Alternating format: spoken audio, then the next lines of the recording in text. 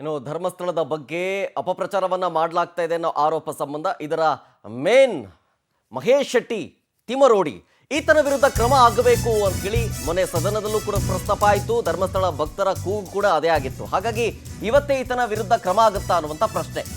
ಮತ್ತೊಂದು ಕಡೆ ಬಾಲಕೃಷ್ಣ ಗೌಡ ಅನ್ನೋರ ಕೊಲೆ ಮಾಡಿದ್ಯಾ ಈ ಟೀಮು ಅನ್ನುವಂಥ ಪ್ರಶ್ನೆಯೂ ಕೂಡ ಇದೆ.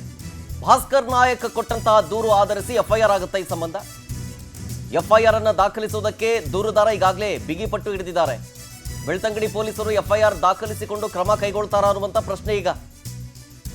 ಇದರ ಮೇಲೆ ಈಗಾಗಲೇ ಒಂದಷ್ಟು ಕೇಸ್ಗಳಿದೆ ಅನ್ನೋದರ ಬಗ್ಗೆ ಸದನದಲ್ಲೂ ಪ್ರಸ್ತಾಪ ಆಯಿತು. Home minister doctor G Parameshwar ಅವರು ಕೂಡ ಹೇಳಿದ್ರು. ಆಮೇಲೆ ಯಾವುದನ್ನು ಕೂಡ ನಾವು ಮೇಲ್ನೋಟಕ್ಕೆ ನೋಡಿ ಅದನ್ನು ಕನ್ಫರ್ಮ್ ಆಗಿ ಹೇಳಕ್ಕೆ ಬರೋದಿಲ್ಲ. ಸೊ ಹಾಗಾಗಿ ಅದಕ್ಕೆ ಕಾನೂನು ಪ್ರಕಾರ ಏನೇನು ಕ್ರಮ ತೆಗೆದುಕೊಳ್ಬೇಕು ಅದು SIT ಟೀಮ್ ಮಾಡಬೇಕು. SIT ಟೀಮ್ಗೆ ಫುಲ್ ಪವರ್ ಇದೆ, ಅವರು ಡಿಸೈಡ್ ಮಾಡಬೇಕು ಅನ್ನುವಂಥ ಮಾತು ಕೂಡ ಹೇಳಿದರು. ಜೊತೆಗೆ CM ವಿರುದ್ಧ ಆರೋಪ ಮಾಡಿದ ವಿಚಾರಕ್ಕೆ ಸಂಬಂಧಪಟ್ಟಂತೆಯೂ ಕೂಡ ಅದ್ರ ಬಗ್ಗೆಯೂ ಕ್ರಮ ಆಗಬೇಕು ಅಂತ ಸದನದಲ್ಲಿ ಕೋಲಾಹಲವೇ ಬಿತ್ತು. ಸೊ ಈ ಸಂಬಂಧ ಕ್ರಮ ಆಗುತ್ತೆ. ಆತ ಯಾವ ರೀತಿ ಹೇಳಿಕೆ ಕೊಟ್ಟಿದ್ದಾನೆ ಆ ಹೇಳಿಕೆಯ ಅಡಿಯಲ್ಲಿ SIT ಟೀಮ್ ನಿರ್ಧಾರ ಮಾಡಬೇಕು ಅಂತ ಹೇಳಿತ್ತು. ಜೊತೆಗೆ ಈಗ ಬಾಲಕೃಷ್ಣ ಗೌಡ ಆ ವ್ಯಕ್ತಿಯನ್ನ ಕೊಲೆ ಮಾಡಿರೋ ಆರೋಪವನ್ನ ಈಗ ದೂರುದಾರರು ಮಾಡ್ತಾ ಇದ್ದಾರೆ. ಸಂಶಯ ಇದೆ ನಮಗೆ ಅಂತ. ಭಾಸ್ಕರ್ ನಾಯಕ್ ಅವರು ಈ ಸಂಬಂಧ ಕಂಪ್ಲೇಂಟ್ ಕೊಟ್ಟಿದ್ದಾರಲ್ಲ, ಈ ಹಿಂದೆ ಕೊಟ್ಟಿದ್ದಂಥ ಕಂಪ್ಲೇಂಟು ಈಗ ಮತ್ತೊಮ್ಮೆ ಕಂಪ್ಲೇಂಟ್ ಕೊಟ್ಟು FIR ಆಗುತ್ತಾ ಅನ್ನುವಂಥ ಪ್ರಶ್ನೆ.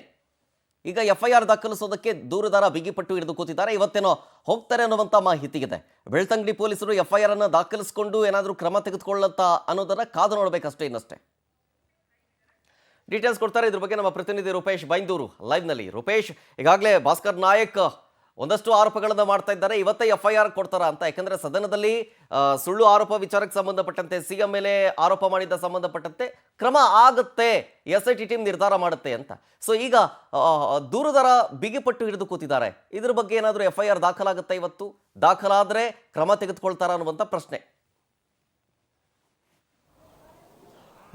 ನಿಜ. ಯಾಕಂತ ಹೇಳಿದ್ರೆ ಶರತ್, ತಿಮಿರೋಡಿಗೆ ಸಾಕಷ್ಟು ಕಡೆಯಿಂದ ಒಂದಿಷ್ಟು ಕ್ರಮ ಆಗಬೇಕು ಅಂತ ಆಗ್ರಹ ಕೇಳಿ ಬರ್ತಾ ಇದೆ. ಒಂದು CM ಮೇಲೆ ಕೊಲೆ ಮಾಡಿದ್ರಂತಲೇ ಆರೋಪ ಮಾಡಿದ್ದು ಒಂದು ಕಡೆ.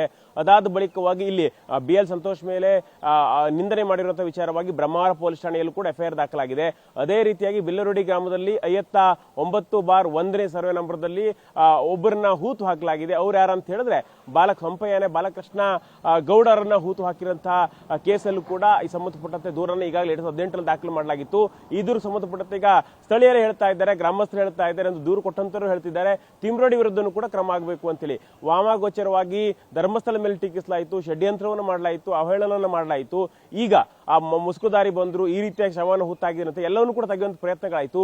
ಇದೀಗ ತಿಮಿರೋಡಿ ಮೇಲೂ ಕೂಡ ಅದೇ ರೀತಿಯಾಗಿರ್ತಕ್ಕಂಥ ಆರೋಪಗಳು ಬರ್ತಾ ಇದೆ. ಈ ಆರೋಪಕ್ಕೆ ಏನು ಹೊಣೆ, ಏನು ಕಾರಣ, ಏನೇನ್ ಮಾಡಲಾಗುತ್ತೆ ಅಂತ ಹೇಳಿ ಪ್ರಶ್ನೆಗಳನ್ನ ಕೇಳಿ ಶುರು ಮಾಡಿದ್ದಾರೆ. ಅದೇ ರೀತಿಯಾಗಿ ಹಿಂದೆ ಬೆಳ್ತಂಗಡಿ ಪೊಲೀಸ್ ಠಾಣೆಯಲ್ಲಿ ಡಿಸೆಂಬರ್ 8ನೇ ತಾರೀಕು 2018 ದೂರನ್ನು ದಾಖಲಾಗಿತ್ತಲ್ಲ, ಆ ದೂರು ಸಂಬಂಧಪಟ್ಟಂತೆ FIR ದಾಖಲು ಮಾಡಿ ತಕ್ಷಣವಾಗಿ ತಿಮಿರೋಡಿಯನ್ನು ಬಂಧಿಸಬೇಕು. ಯಾಕಂತ ಹೇಳಿದ್ರೆ ಆ ಸ್ಥಳದ ಮಹಾಜರಾಗಬೇಕು. ಬಿಲ್ಲರೋಡಿ ಗ್ರಾಮದಲ್ಲಿ 59ನೇ ಸರ್ವೆ ನಂಬರ್ /1P ಯಲ್ಲಿ ಈ ಒಂದು ಒಬ್ಬರನ್ನ ಹೂತು ಹಾಕಲಾಗಿದೆ.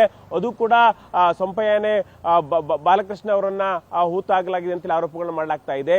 ಹೀಗಾಗಿ ಬಲವಾಗಿ ಅವರ ಮೇಲೆ ದೂರನ್ನು ಕೊಡಲಾಗ್ತಾ ಇದ್ದು, ಅವರ ಮತ್ತು ಅವರ ಪತ್ನಿ ಅದೇ ರೀತಿಯಾಗಿ ರಾಮಣ್ಣ ಶೆಟ್ಟಿ ಅವರ ಮೇಲೆ ದೂರನ್ನು ಕೊಡಲಾಗ್ತಾ ಇದ್ದು, ಈ ದೂರಿಗೆ ಸಂಬಂಧಪಟ್ಟಂತೆ ನೀವು ಕ್ರಮವನ್ನು ತೆಗೆದುಕೊಳ್ಬೇಕು ಅಂತೇಳಿ ಬಾಲಕೃಷ್ಣ ನಾಯ್ಕ ಅವರು ಆಗ್ರಹಿಸ್ತಾ ಇದ್ದಾರೆ. ಹೀಗಾಗಿ ಈ ದೂರು ಸಂಬಂಧಪಟ್ಟಂತೆ ಪೊಲೀಸರು ಏನ್ ಮಾಡ್ತಾರೆ ಅಂತೇಳಿ ಇವತ್ತಾದ್ರೂ ಕೂಡ FIR ದಾಖಲು ಮಾಡಿ ಮತ್ತೆ ಪುನಃ ತನಿಖೆ ಮಾಡ್ತಾರ, ಕೇಸನ್ನು ರಿಓಪನ್ ಮಾಡಿ ಮತ್ತೆ ಶಿಕ್ಷೆ ಆಗುವಂತೆ ನೋಡ್ಕೊಳ್ತಾರ ಅನ್ನೋದು ಈಗ ಸದ್ಯ ಪ್ರಶ್ನೆ ಆಗಿರ್ತಕ್ಕಂಥದ್ದು.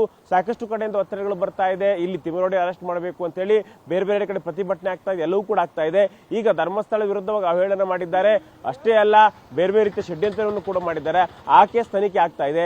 ಇದೇ ರೀತಿಯಾಗಿ ಮತ್ತೊಂದು ಸಂಕಷ್ಟ, ಬಾಲಕೃಷ್ಣ ಗೌಡರ ಕೊಲೆ ಮಾಡಿದಂತ ಕೇಸಲ್ಲೂ ಕೂಡ ತಿಮಿರೋಡಿಗೆ ಈಗ ಬಂದರದ ಭೀತಿ ಒಂದು ಆಗ್ತಾ ಇದೆ ಅಂತ ಹೇಳ್ಬಹುದು. Sharath. Okay, thank you Rupesh ಡೀಟೇಲ್ಸ್ಗಾಗಿ.